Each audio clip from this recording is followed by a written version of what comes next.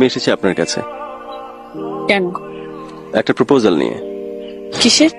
বিয়ের। কার? আমাদের দুজনের।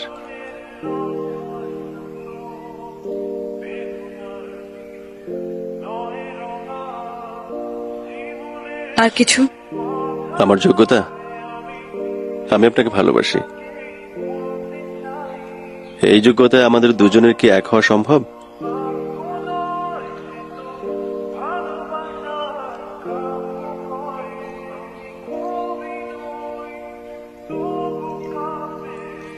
শুনুন,